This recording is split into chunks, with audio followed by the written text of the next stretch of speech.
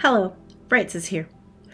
One question that I was asked is, what do you do when you have low energy?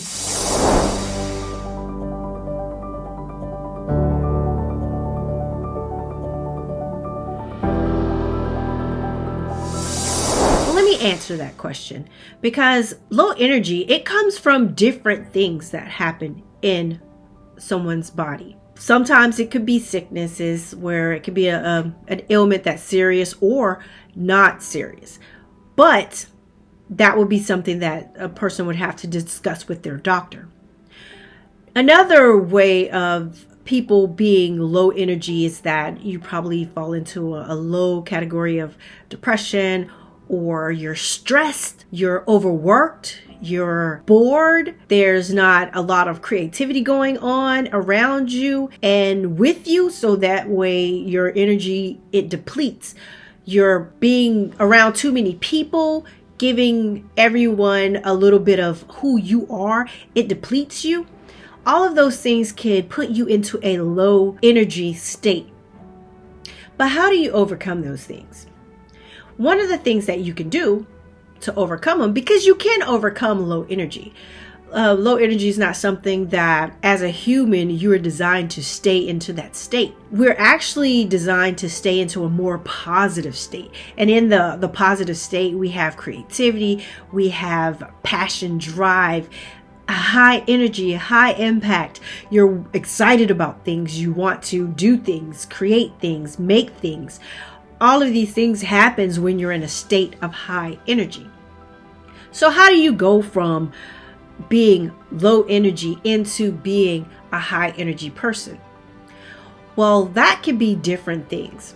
There was a time in my life when I was working full time, being a mom, being a wife, doing all the normal things that I normally do.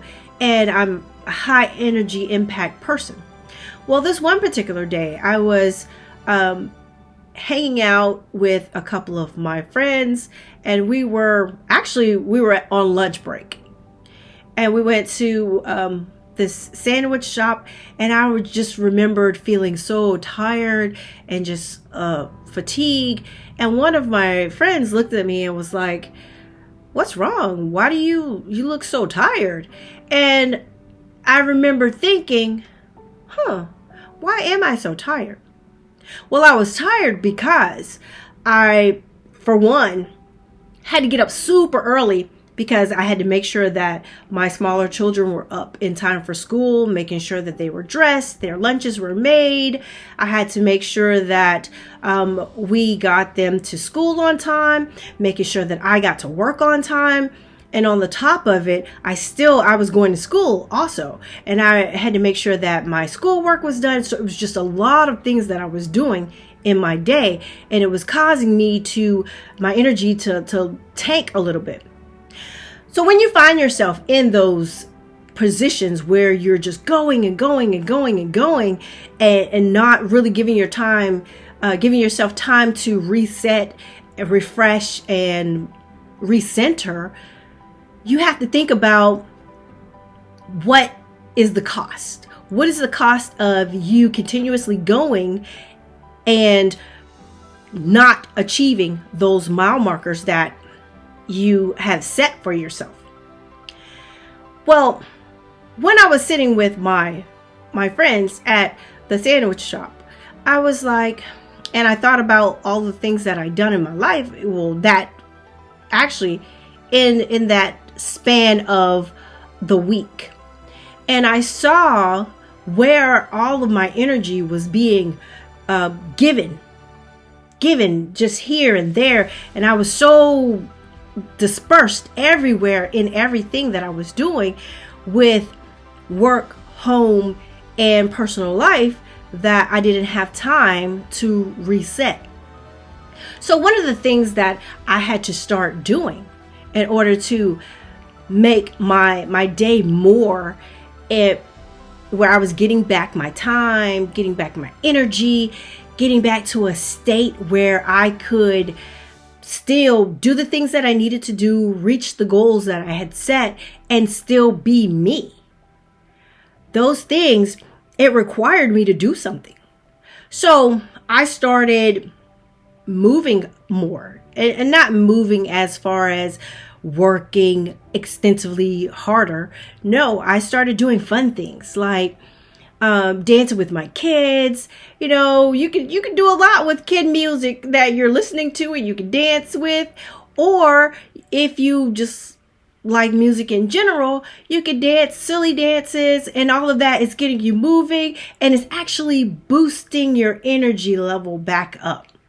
Another thing that you could do is make sure you drink plenty of water.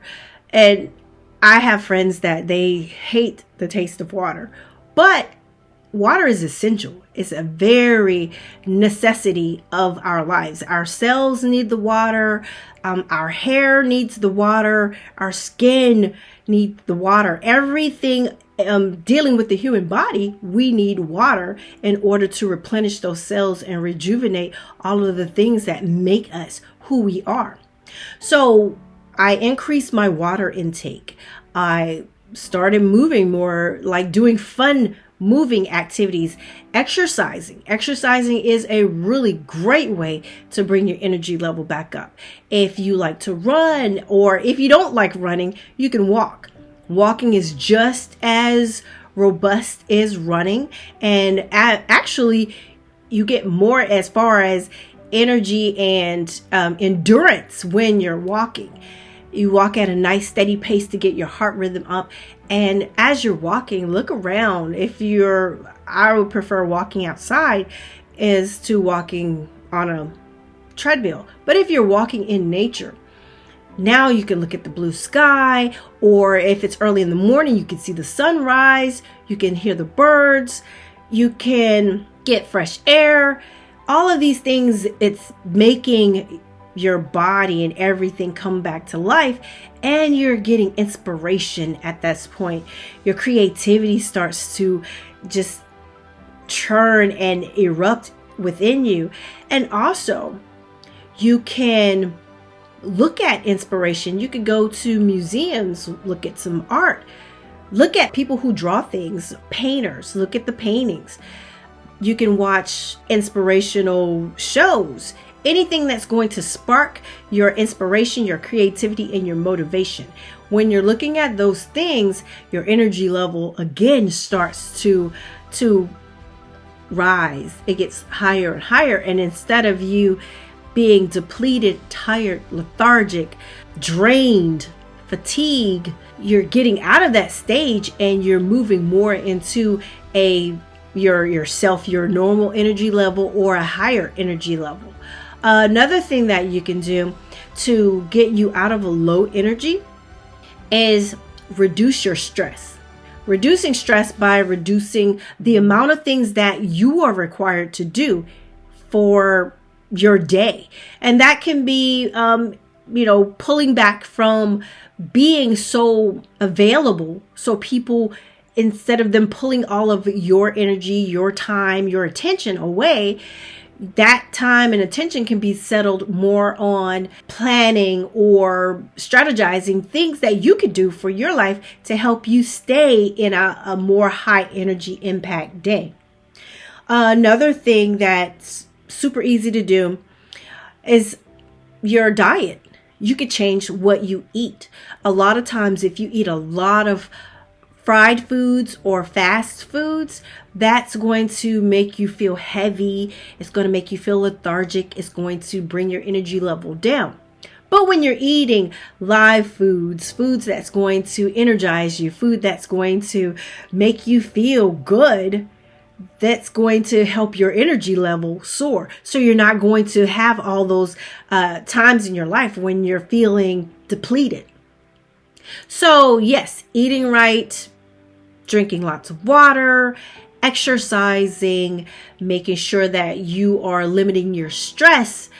Also, that you are reducing the amount of things that you have to do in your day. And that can mean you, instead of you doing everything in the one day, you can divide it within the week for what you have to do to walk in your purpose, to walk with a steady stride into being what you are wanting to project to the world and showing up like you want to show up, and not so tired and depleted and not in your own space, it takes a little bit of change to transform you back into who you want to be and who you want the world to see you as being.